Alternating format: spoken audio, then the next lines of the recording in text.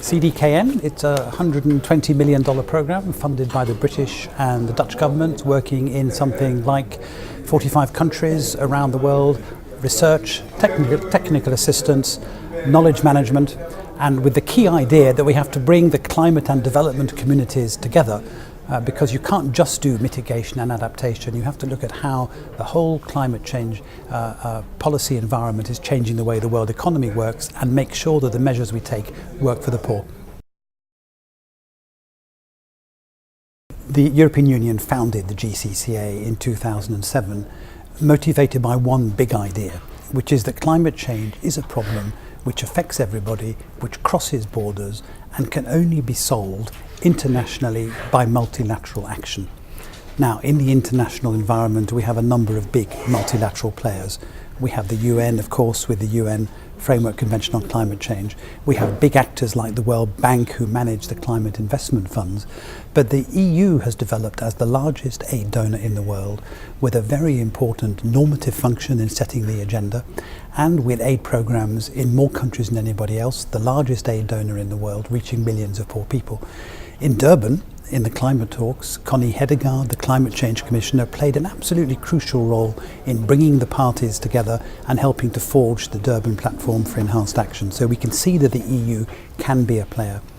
On the aid side, Commissioner Piebalgs, with his new policy, Agenda for Change, very committed to environmental issues, among other things. And so the question for us here, I think, in the GCCA discussion, is how we build on the platform that's been established. 35 countries, some $200 million, I think, spent so far in a variety of programs in those countries, in political dialogue, in projects on the ground. What's next? Do the Europeans want to work together in this space, or do they prefer to work through existing institutions or bilaterally? Do the countries want to work through the EU, or would they prefer to work with one of these other players? That's the question that we think we need to address this afternoon, and I think there will be some good, strong answers out of the panel.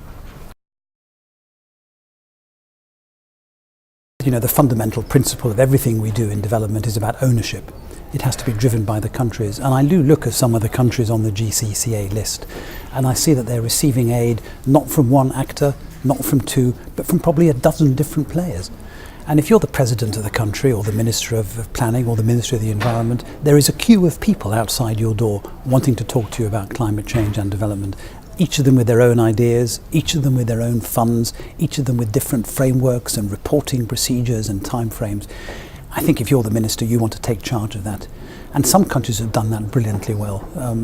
I can't speak for GCCA, but certainly from CDKN, we've been working in Rwanda, for example, a really strong commitment to climate-compatible development that will bring the climate and development debates together, led by the government, supported by a whole range of people, including us.